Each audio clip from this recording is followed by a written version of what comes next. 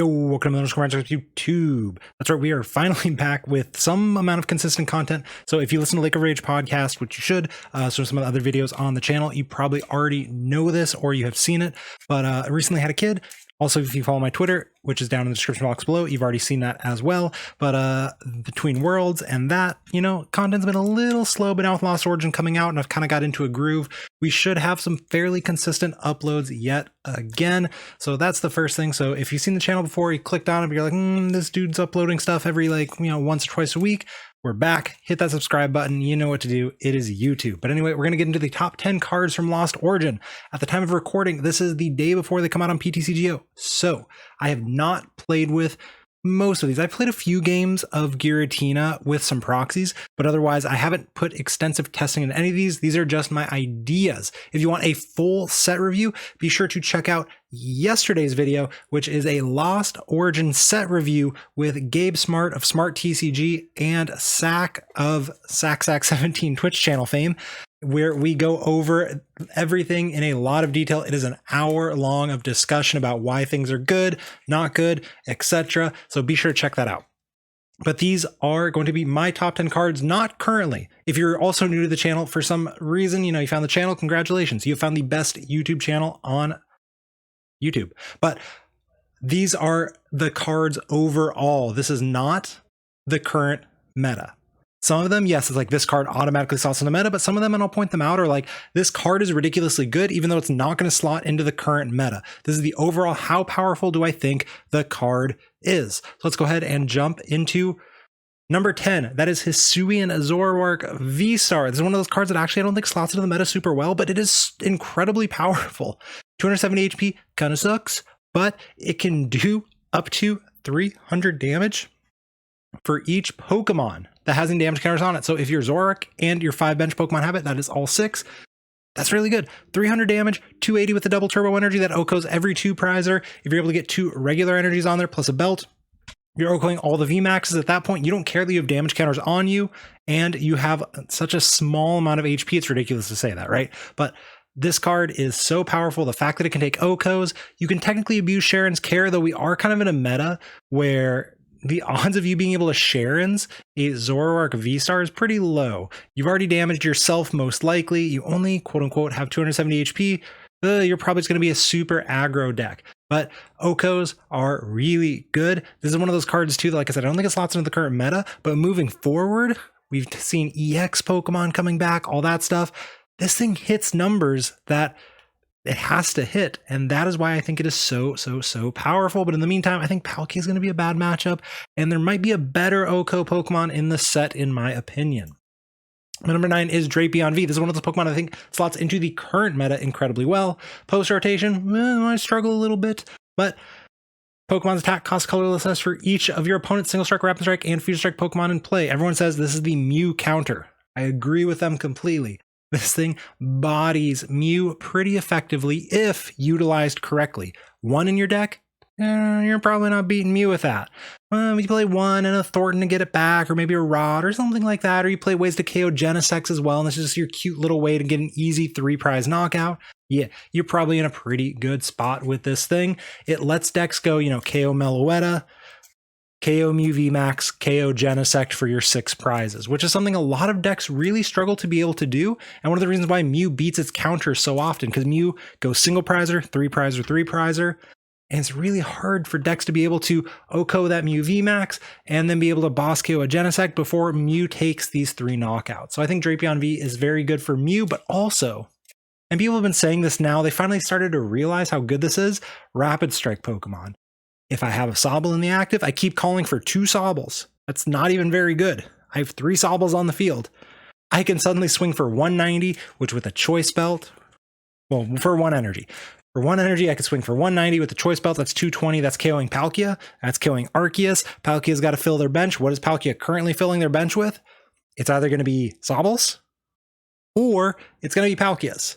If they bench extra Palkias, sick. You're good to go. You got some squishy stuff to KO because they're not going to V-Star all of them and they don't have their consistency engine. If they're benching Sobbles, great. Your Drapion can pick off one of those Palkias or the only Palkia they've got. I think Drapion is incredibly powerful for those 2 reasons. The card's not broken, but it is going to see play. Now, if Mew doesn't see play, Drapion doesn't see play. It's this whole curve. You've seen a sine wave probably before. It goes up and down, but Mew is going to be incredibly good even with Drapion in the format. And the fact that I can now put a Drapion in my deck and improve that matchup if I shore up other spots is super good. My number 8 is Hisuian Goodra. I don't know where this card is good. This is one of those things where if you're going to write in the comment section, Mello, how do you think this card is going to be good? I have zero idea. If you have an idea, please post in the comment section, because I'm looking to experiment with Goodra and I'm not a creative person. I am a good deck editor.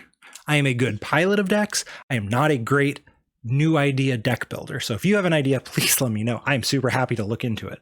But the ability is ridiculous. This is, in theory, notice the stage 2 up in this top left corner.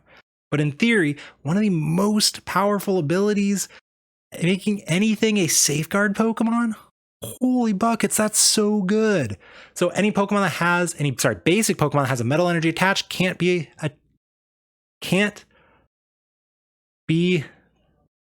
damage taken from Pokemon V. Oh my goodness.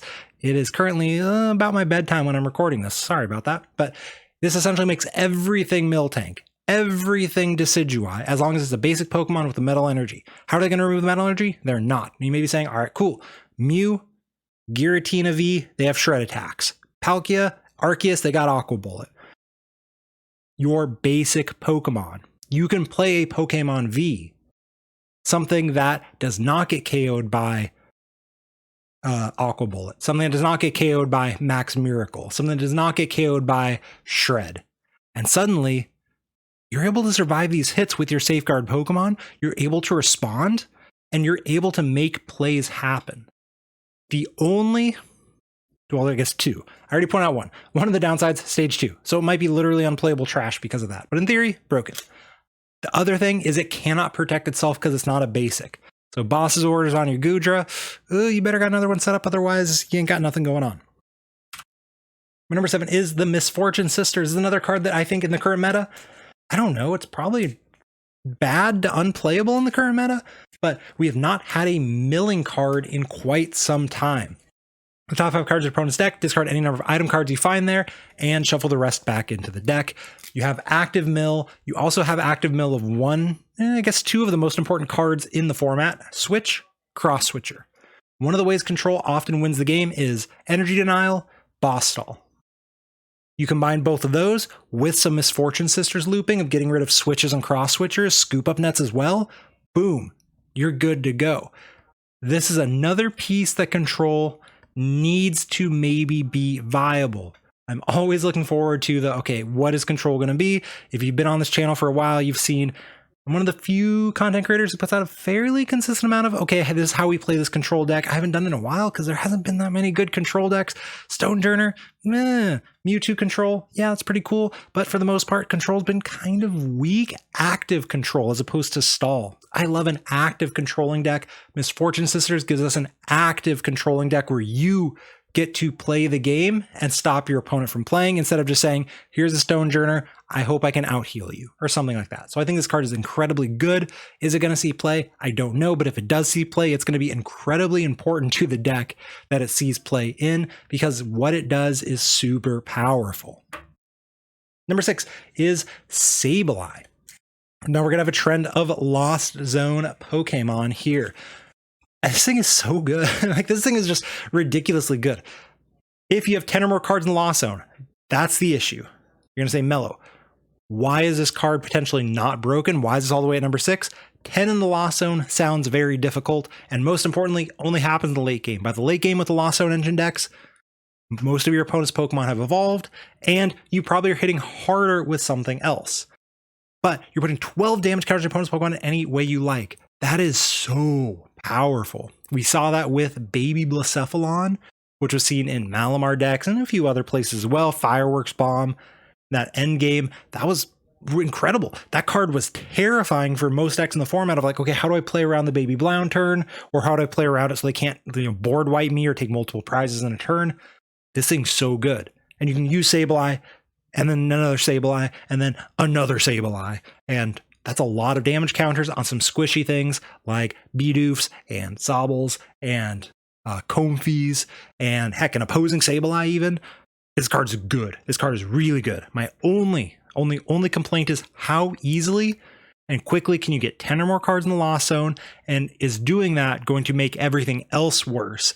And is this ability better than what else you're going to do when you have that many cards in the Lost Zone? Still think this card's incredibly good. Like, regardless, it's number 6 on my list. I think it's very, very, very good, but there are some question marks. Number 5 is the poster child, Giratina V-Star. If you came on this video wondering whether I am a believer or not, I am a believer in Giratina V-Star. I think this thing is so disgustingly good currently. This is one of those cards that I don't think is going to survive super into the next kind of things. You know, these EX Pokemon, we got some stuff that's really big. That's a little more questionable, right? It is very heavy attack cost, a very heavy cost of putting 2 energy into the Lost Zone, but 280 currently and into the next set and probably into the next couple of sets is the number. That is the best number to hit. What do you OHKO? Every V-Star. What don't you OHKO? Mew VMAX. You put a choice belt on it. You KO'd the Oricorio. Maybe you Sableyed the Oricorio earlier. Boom. You OHKO the Mew VMAX. 280. Perfect number. Put a choice belt. OHKO Flying Pika. Wow. This thing is so good. Star Requiem. If you have 10 or more cards in the Lost Zone, that's why I said Sableye. What if you're doing better things by that point? Welcome to better things. Your opponent's active Pokemon is knocked out. That is just good. That is just always one of the most powerful V-Stars, GX attacks, whatever in the game. This card, incredibly powerful. Thankfully, it has a ton of support. Without all the support of the Lost Zone engine stuff, this card would be unplayable trash, most likely. Awkward attack cost. Kind of a weird, like 10 or more, that's a lot. Am I really going to be able to do that? Yes. Yes, you are. The question is, how quickly are we able to do it better than other decks? I'm not sold on that. Number 4 is Thornton. This card, I think, will always be at least very interesting, and the decks that it sees play in, it will be incredibly powerful. Choose a basic Pokemon in your discard pile and switch it with one of your basic Pokemon in play. Why is this currently so good? I think because you can switch a basic, I don't know, the Manaphy you started and don't need in this matchup. Thornton, put a V out. Sick. You only got down 1 V on turn 1, your opponent boss KO'd it. Oh no, I got a scoop. Just kidding. Thornton, evolve to the V-Star or V-Max. I'm good to go. I'm playing the Pokemon Trading Card Game. One of the best things to do with this is you get your 1 Palkia down. Let's say Sobble in the active. Boom, keep calling. Your opponent boss KOs your Palkia because you can get a second one down. Oh no, I lose the game. No, you don't. Evolve one of the bench ones into Drizzile for Thornton. Thornton, the active Sobble with the energy on it, into a Palkia. Boom, you're starting to attack already. It's so good. There's also cute stuff you can do with Thornton. This is one of those things that we're going to see so many shenanigans come out of this card, and that's super exciting. People talking about, oh, put in Regis with the amazing rare Yveltal. Sure, why not? Put in any acceleration, put in Lunarock with a Mewtwo V and V-Star, put a 1/1 line, it's even easier to pull off. Okay, whatever, sure, that's also an option. There's a ton of cool things with Thornton, but I think at the very least, the card has a very powerful effect in a format with 2 prize Vs, where normally, if you only get down 1 going second, it gets boss KO'd, you lose. Thornton, you don't lose automatically anymore. You have more options, and that is so good. Number 3 is Lost City. This is one of those cards where, in the current format, I don't think it's broken. I think it's good. I think Mew VMAX is going to play this for sure, and I think probably only Mew VMAX. But if in a year from now, this is the best card from the set, I don't think I would be super surprised. Do not come back in 2 weeks and say, Mello, this card's not seeing any play. Don't come back in 2 months and say, Mello, this card's not seeing any play. I believe that. If you tell me it's not going to see play in Mew, I don't think it's going to see play anywhere else. Come back to this video in a year and then tell me what Lost City does. Lost City is an active stadium. Active versus passive stadium. Active, it does something on your turn. Passive, it does something on your opponent's turn. Active stadium, good. Passive stadium, sometimes good, usually not so good because your opponent just bumps the stadium. Well, that's not so good. And of course, Path plus Roxanne, Path plus Marnie, that's a valid reason to play a passive stadium because you're combining your passive stadium's ability with some other form of disruption. Lost City, active. You are going to play Lost City, knock out your opponent's Pokemon. Currently, I don't think it's very good. There's not much to knock out. Your opponent's playing the Radiant Charizard deck. Sure, you knocked out the Radiant Charizard and won the game. Congratulations. You shouldn't tech against that deck. Even though you follow me on Twitter, I did post my Baltimore list. Go check out the Twitter, twitter.com/mellow_magikarp. I posted the list that I would play to Baltimore Regionals next week. It's Radiant Charizard. I love the deck. I don't think it's worth teching against. I'm literally not even teching for the mirror. That's how little I think that deck is going to see play, and it's going to see even less play moving forward, most likely. Shout out to Sableye for that one. But Lost City is incredibly powerful. If you ever run into decks that have a single card tech, where's your boy? Ha! Lost City KO the Drapion. It's pretty good. Cards that have a single tech, cards that rely heavily on an attacker, cards that want to get stuff out of the discard pile or attack with stuff out of the discard pile, or something like Mad Party's not relevant, but if Mad Party ever became relevant somehow, or a similar archetype to Mad Party, boom, I'm going to Lost City. Now suddenly I'm putting your Mad Partiers in the Lost Zone and you're not doing more damage every time I take a knockout. That's very good. Control, you're playing these one of things, suddenly becomes good. No, I'm going to Lost City, this one piece, boom, I'm going to win the game there. There's a ton of stuff you can do with Lost City. I think this card is going to end its quote-unquote career as one of the most powerful cards of all time. Why is it number 3 then? Because I'm not 100% sold on that. And I am 100% sold that the next 2 cards are going to be incredibly powerful for several sets and several formats moving forward. Number 2, Comfey. Once during your turn, this Pokemon is the active spot, and you look at the top 2 cards of your deck, put 1 in your hand, 1 into the Lost Zone. Okay, how are we going to get 10 cards in the Lost Zone? Comfey's going to be a big part of that. Air Balloon, Switch, Scoop Up Net. You're going to use multiple Comfeys a turn to put 1 more card in the Lost Zone every single time. And draw more cards. Pidgeotto with Airmail. We saw that card very briefly see play, but incredibly powerful with a very similar ability. The difference is you put 1 into your hand, 1 on the bottom of your deck. You're still digging through your deck very quickly. That's powerful. There's a world where we see decks play Comfey even if they aren't playing a full Lost Zone package, because it's pretty good. Now, currently you got Mysterious Tail Mew. It's probably a little bit better than this. This is potentially stronger than Amazing Rare Jirachi, and the fact that you can use multiple of them with all the other cool Lost Zone stuff makes Comfey so powerful.